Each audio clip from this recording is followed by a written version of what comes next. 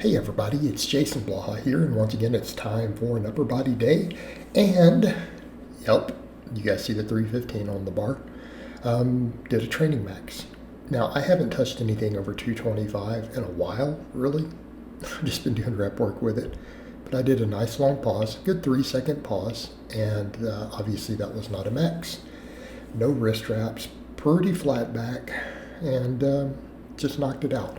So, kind of like what I've been doing on the lower days, I've realized, and as I've said, there is potential hypertrophic benefits to just hitting a training max.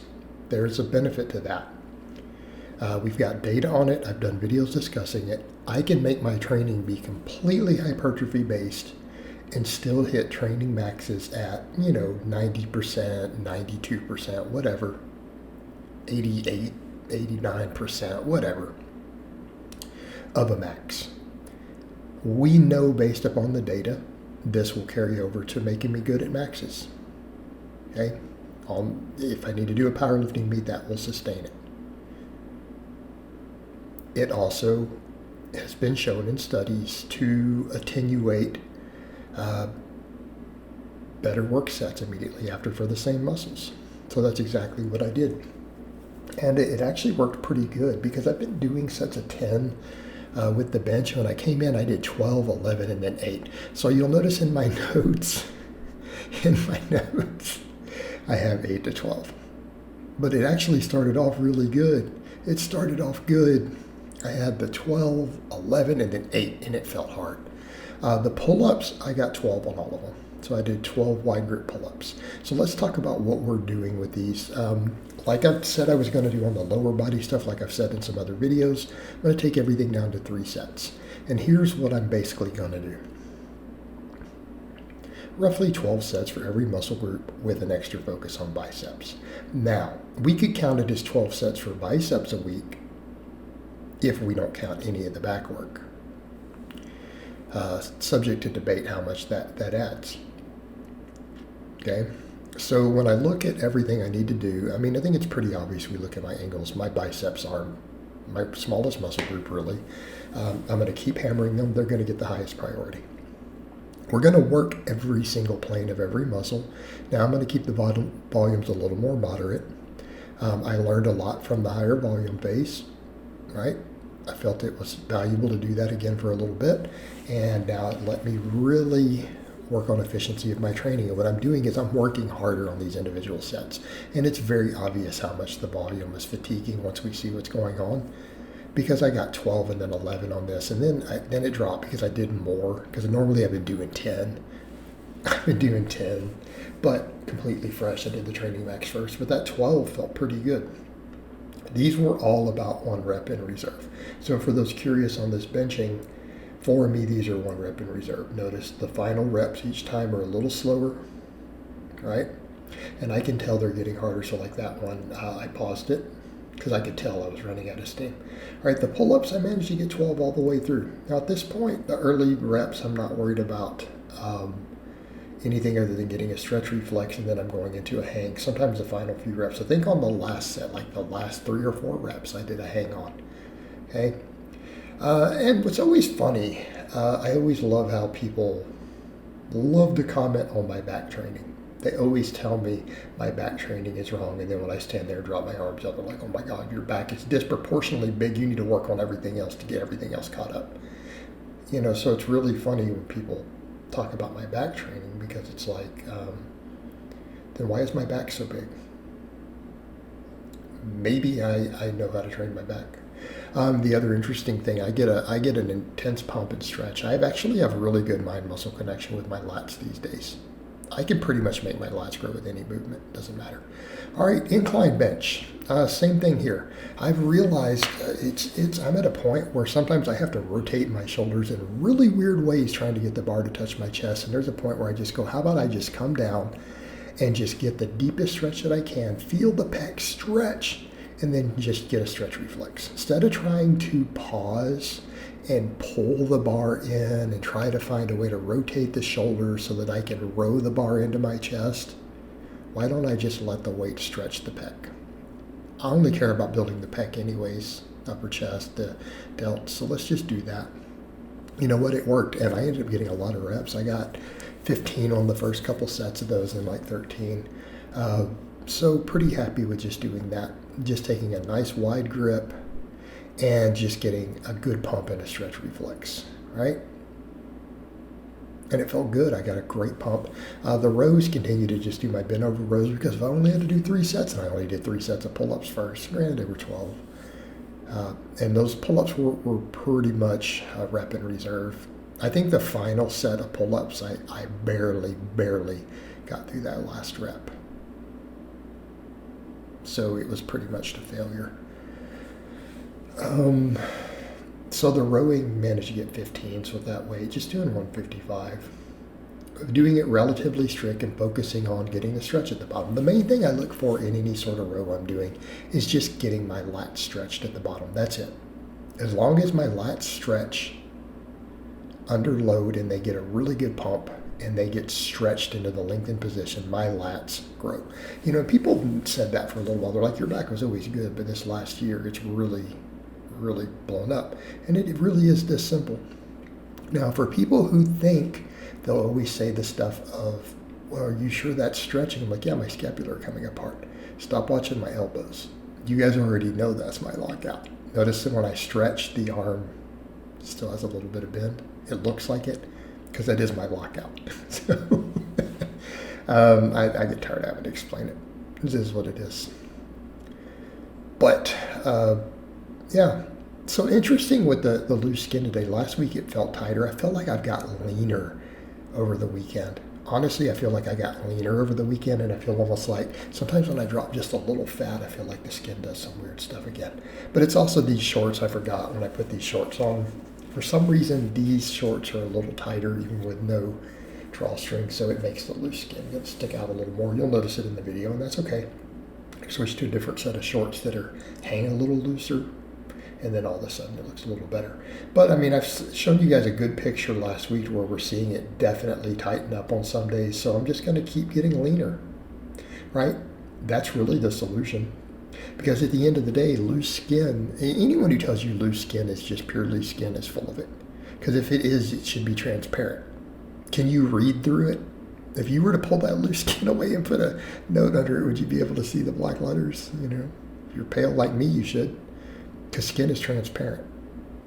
So what is that underneath it? It's still fat adhering to it. It's just because it's loose and the connective tissue got loose through that fat underneath it, it tends to pull in the areas where the skin is loose. So again, if you want it to tighten up, you got to drop it. And again, I noticed it on weight cuts. I found one of the pictures, by the way. I should put that up. Notice that on the water cuts, it all sucks in tight. So I'm just going to keep with doing what I'm doing. And what is that? Keep working on it. Just keep getting leaner. I feel like my diet's really good right now. I'm recovering really well with what I'm doing. And I think what people forget, they're like, what do you mean with the plant-based? Because everything I eat is a whole food. And that's the point. And that's the point people miss with that. It's not that chicken or egg whites aren't great. It's not that they're unhealthy. It's that they're calories that don't have any polyphenols or antioxidants in them. And if everything I'm eating is a whole food with these things, again, recovery's good, inflammation's good, and that's going to be the name of the game. Getting those things under control.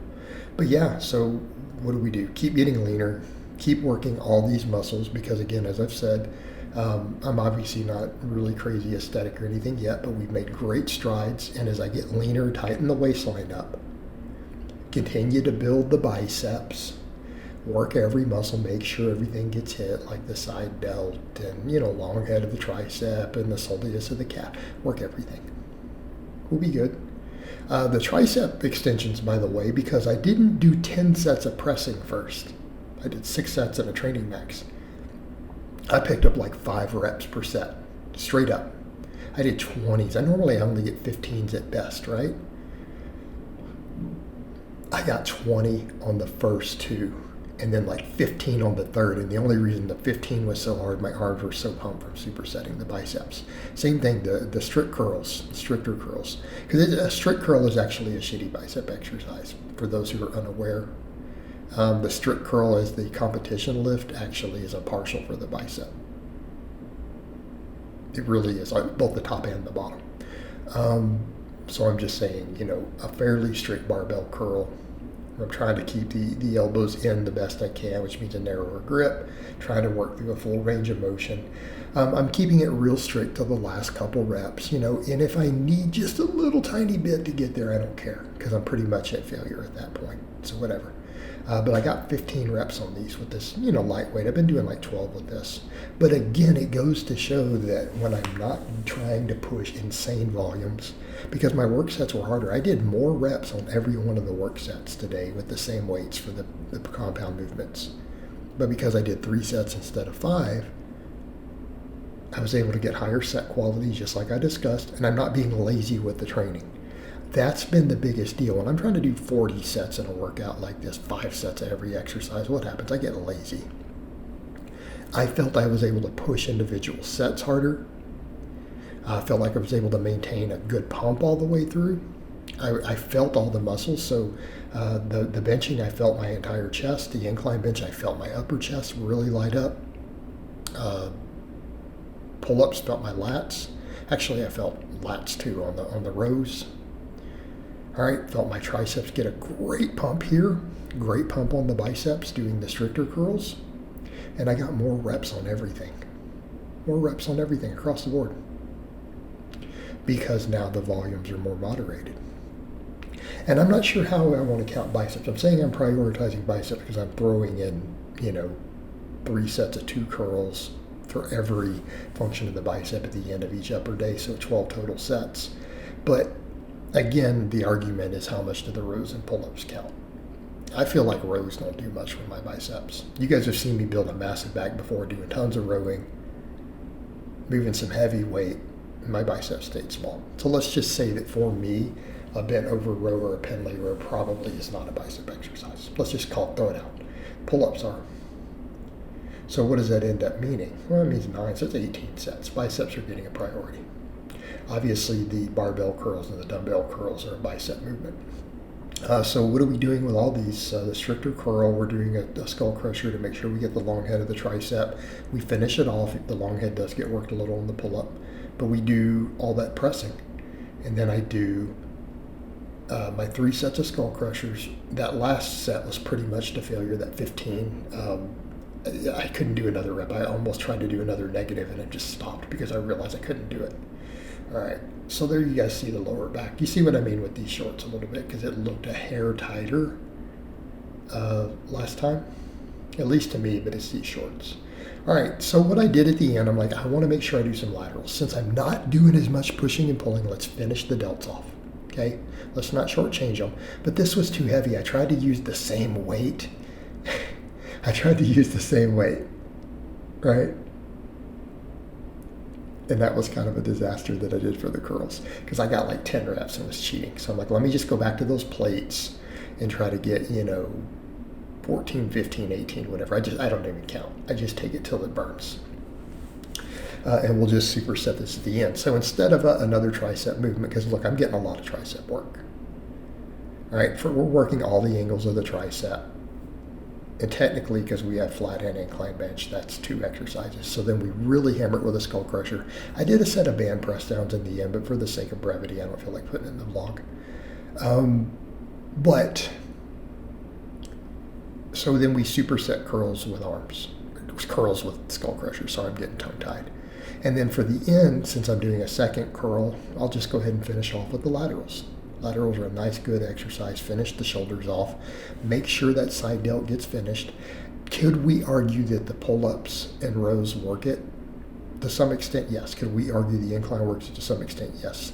But again, if we want to fully develop the shoulder, I do want to do some direct work for it. So a nice lateral raise, just to pump that area, just to make sure that we do put some direct mechanical tension on it, not a secondary stress or metabolic stress. Let's put actual tension on it just to finish it off and make sure. And pretty happy with it. Delts were burning at the end. The biceps, of course, are always burning because I'm doing all this other stuff, and then I do the 2 types of curls. pretty much to failure. So my biceps are pretty much shot at the end of these, right? They're pumped, they're shot, and then I finish off with the laterals there. You can see my legs are getting a bit leaner. We're just going to keep getting leaner, keep getting more jacked, and keep moving forward, keep improving day by day by day by day by day. All right, guys, but that's really all I have to say on that today. I hope it's been informative, and I'll talk to you guys next time.